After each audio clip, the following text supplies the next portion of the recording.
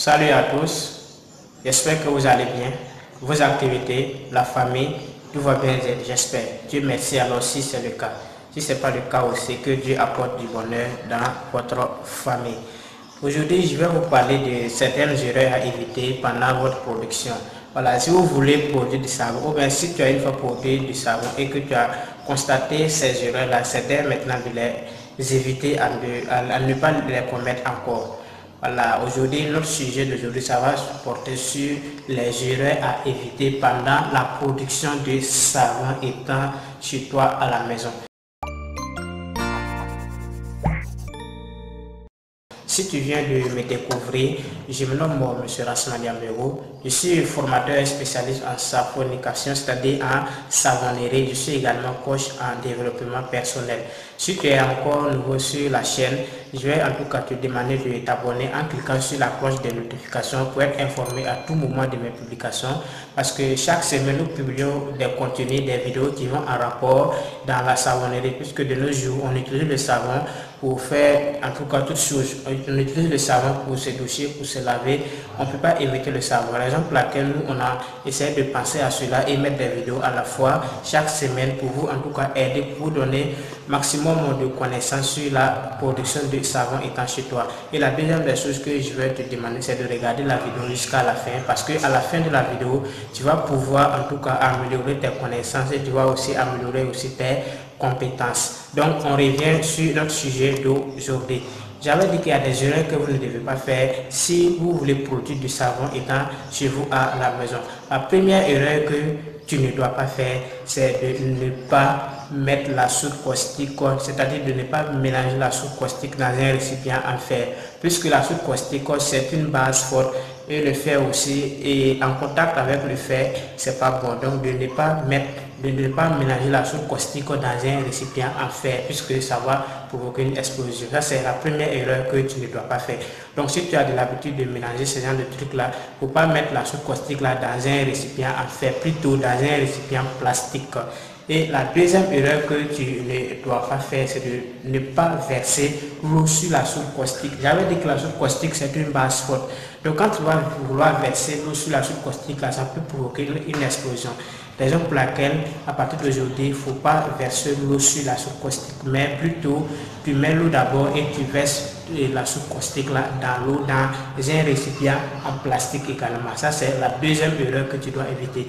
Et la troisième erreur que tu dois éviter, c'est de ne pas arrêter de tourner tant que tu n'as pas obtenu la trace. Par exemple, tu veux produire du savon, voilà, tant que tu n'as pas obtenu la trace là, parce que dès le tournage là, tu dois obtenir une trace qu'on appelle mayonnaise. Tant que tu n'as pas obtenu la trace là, tu ne dois pas arrêter de tourner. Parce que si tu arrêtes de tourner, automatiquement la saponification va s'arrêter là. C'est-à-dire automatiquement le savon là va s'arrêter, ça va en tout cas se détacher. C'est comme si tu étais en train de t'attacher une corde. Une fois que tu arrêtes maintenant, la corde là va se détacher. Raison pour laquelle tu ne dois pas arrêter de tourner tant que tu n'as pas obtenu la trace. Et la quatrième erreur plutôt qui suit, c'est de tourner en tout cas dans un seul sens. Il y a d'autres qui, quand ils veulent produire leur savon, là, ils font comme ça, puis ils reviennent encore dans le sens contraire. Non, non, non. Avant de produire du savon, tu dois d'abord choisir ton sens là. Tu dois tourner dans un seul sens. Tu dois tourner dans un seul sens.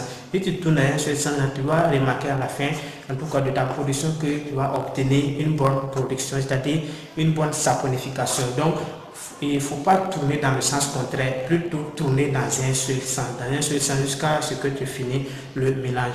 Et ce qui va suivre maintenant, c'est de respecter l'ordre d'ajout des ingrédients. Par exemple, on te dit de mettre l'huile en première position, il faut mettre l'huile en première position. Et ce qui va suivre, on te dit de mettre la solution de la soude caustique, là tu mets ça.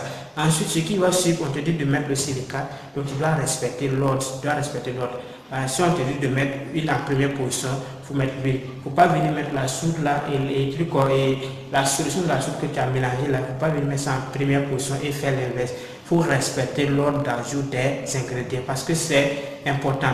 Et ce qui va suivre aussi, c'est à ce niveau-là. Il faut que je sois clair là-dessus, c'est de ne pas mélanger deux jus à la fois. Souvent, ça se fait, mais une fois que tu n'as pas une très bonne compétence là, quand tu es un débutant, il ne faut pas mélanger deux huiles ou trois huiles à la fois. Par exemple, utiliser l'huile de coco et puis aller mélanger l'huile de palme, ou bien utiliser beurre de karité, aller mélanger l'huile qu'on consomme et produire du savon. Non. Si tu es débutant, tu dois en tout cas aller dans un seul huile. Voilà, tu peux utiliser l'huile de coco uniquement pour ta saponification si tu es un débutant. Donc je sais que ces jurés là vont te servir. Et ce qui va suivre maintenant, quand tu veux faire ton mélange là, faut pas faire le mélange là et sous le soleil.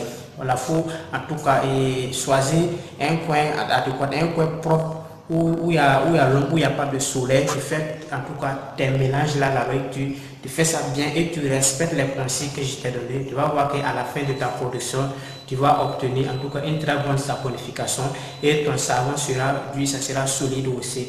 Et ce que je vais t'informer, si en tout cas tu n'as pas encore commencé ou bien tu as une fois fait une saponification, c'est-à-dire une production de savon et que tu as raté ou bien tu veux encore améliorer tes connaissances, je vais laisser mon numéro WhatsApp là. C'est le plus 226 le 51 74 45 08.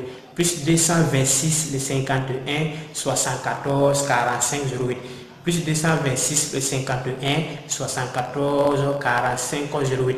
Une fois que tu me contactes sur ce numéro, je vais t'aider, quel que soit le pays où tu es au Cameroun, tu es au Togo, tu es en Côte d'Ivoire, quel que soit le pays où tu es, tu me contactes seulement sur mon WhatsApp. Par la grâce de Dieu, je vais te donner en tout cas une très bonne compétence, c'est-à-dire une bonne formation aussi.